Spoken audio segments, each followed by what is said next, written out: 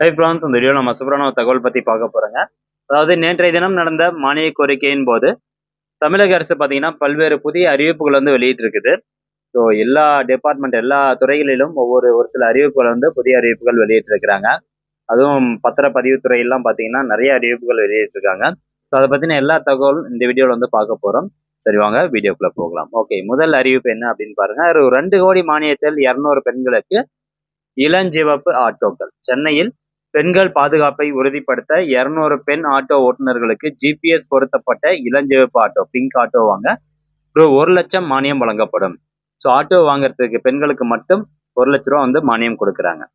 அடுத்ததா பாருங்க, குடும்ப ஆண்டு வருமான உச்சவரம்பு உயர்த்தி இருக்கிறாங்க. இது உண்மையானது ஒரு மகிழ்ச்சியான செய்தி. அதாவது பெண்கள் மற்றும் பெண் குழந்தைகளுக்காக செயல்படுத்தப்படும் நலத்திட்டங்களில் பயன்பெறுவதற்காக வருமான உச்சவரம்பு ரூ. 72,000 ரூ. 1,20,000 உயர்த்தப்படும். ஸோ இதன் மூலமா பாத்தீங்கன்னா பெண்கள் மற்றும் பெண் குழந்தைகளுக்காக செயல்படுத்தும் நலத்திட்டம் அப்படின்னு சொல்லியிருக்கிறாங்க. இப்போ வந்து ஒரு தையல் மிஷின் வாங்குறதுலாம் வந்து பெண்கள் நலத்திட்டங்கள்ல இருக்குது. ஸோ அதுக்கு பார்த்தீங்கன்னா குடும்ப ஆண்டு வருமானம் 72,000 தான் வச்சிருந்தாங்க. இப்போ குடும்ப ஆண்டு வருமானம் 1,20,000 இருந்தாலும் நீங்க வந்து 1,20,000 இருந்தா போதும் தையல் மிஷின் வாங்கிக்கலாம். ஸோ இது போன்ற பெண் குழந்தைகளுக்கான செயல்படுத்தக்கூடிய நலத்திட்டங்களுக்கு இது வந்து ரொம்பவே உதவியா இருக்கும்.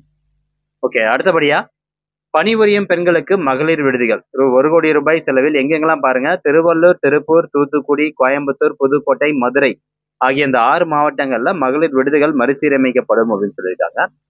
ரூ. 50 லட்சம் மதிப்பில் விழிப்புணர்வு கருத்தரங்குகள் வந்து நடக்குது. அதாவது கைம்பெண்கள், கணவனால் கைவிடப்பட்ட பெண்கள், நலிவுற்ற பெண்கள், ஆதரவற்ற பெண்கள் மற்றும் பேரிளம் பெண்கள் நலனுக்காக இந்த விழிப்புணர்வு கருத்தரங்கள் நடத்தப்படும் அப்படின்னு சொல்றாங்க. வறுமை கோட்டிற்கு கீழ் உள்ள பெண்களுக்கு ரூ. 1 கோடி மானியம் வழங்க போறதா சொல்லியிருக்கிறாங்க.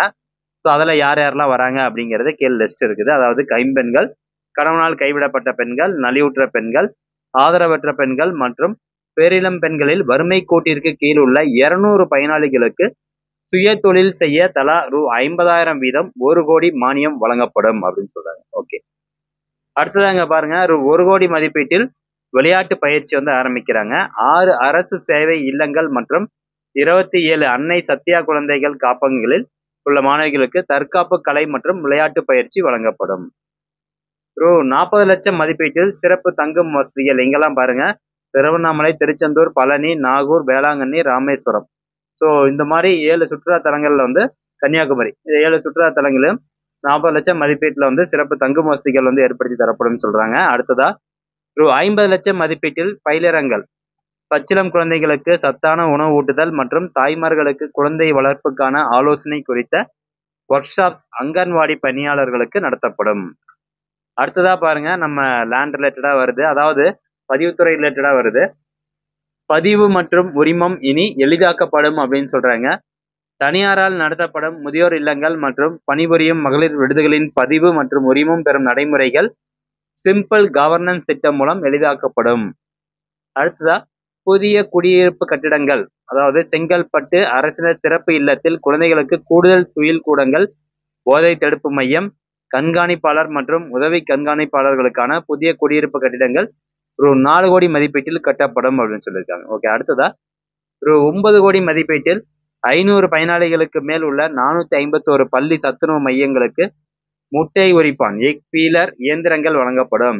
ஸோ ஆட்டோமேட்டிக்கா வந்து முட்டை ஓடு உடைக்கிறதுக்கான ஒரு இயந்திரம் வழங்க போறதா சொல்றாங்க. அடுத்ததா மாற்றுத்திறனாளிகளுக்கு நிறைய அறிவிப்பு வெளியிட்டிருக்காங்க. ரூ. 50 லட்சம் நிதியில் மாற்றுத்திறனாளி மாணவர்களுக்கு முதலமைச்சரின் ஆராய்ச்சி உதவித்தொகை திட்டம் வழங்கப்படும் சொல்றாங்க.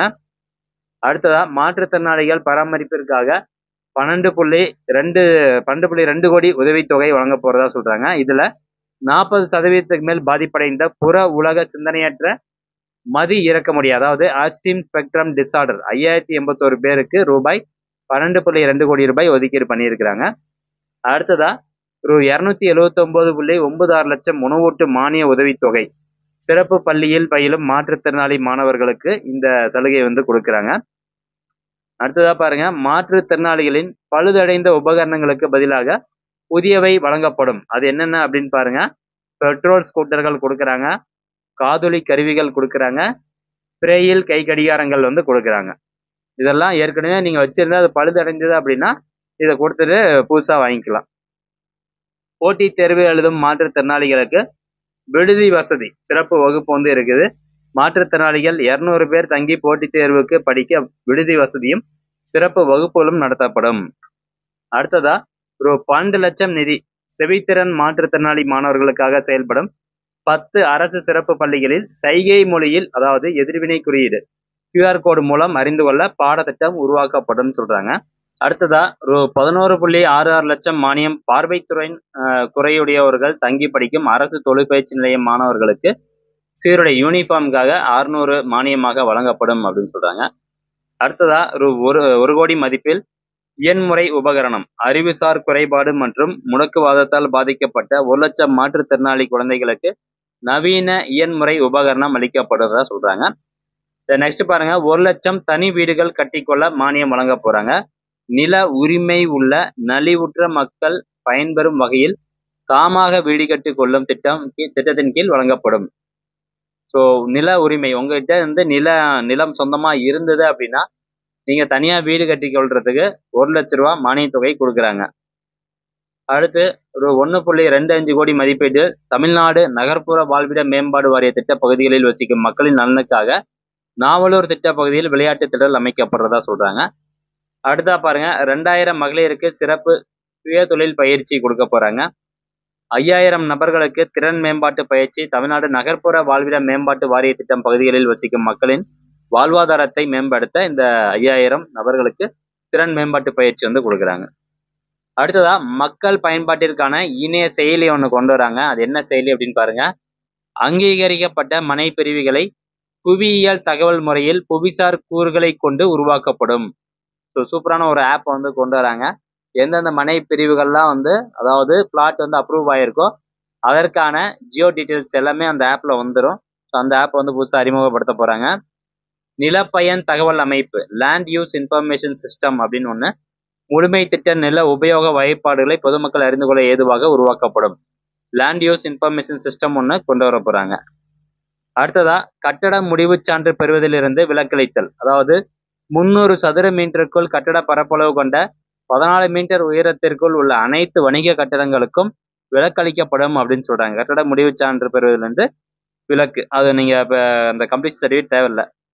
அடுத்ததா 108 அடுக்குமாடி குடியிருப்புகள் தமிழ்நாடு வீட்டு வசதி வாரியத்தால் ஈரோடு மாவட்டம் சம்பத் நகரில் கட்டப்படும் சொல்றாங்க.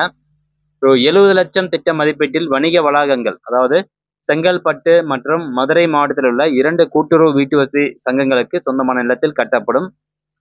அடுத்ததா 6 கோடி மதிப்பீட்டில் அம்பத்தூர் பானு நகரில் நவீன வசதிகள் கொண்ட விளையாட்டு மைதானம் அமைக்கப்படும் சொல்றாங்க. ஓகே ஃப்ரெண்ட்ஸ், இது போன்ற இன்னும் பல அறிவிப்புகள் வந்து நேற்றைய தினம் மானிய கோரிக்கையின் போது தமிழக சார்பில் வந்து வெளியிட்டிருக்காங்க. ஸோ இந்த அறிவிப்புக்கான ஃபைல் எல்லாமே நான் என்னுடைய டெலிகிராம் சேனலில் வந்து கொடுத்துட்றேன். ஸோ அதில் போயிட்டு நீங்கள் டவுன்லோட் வந்து பண்ணிக்கோங்க. இந்த இன்ஃபர்மேஷன் முடிஞ்சாலும் நிறைய பேர் ஷேர் பண்ணிவிடுங்க. மீண்டும் அடுத்த ஒரு நல்ல பதிவில் சந்திக்கலாம். நன்றி, வணக்கம்.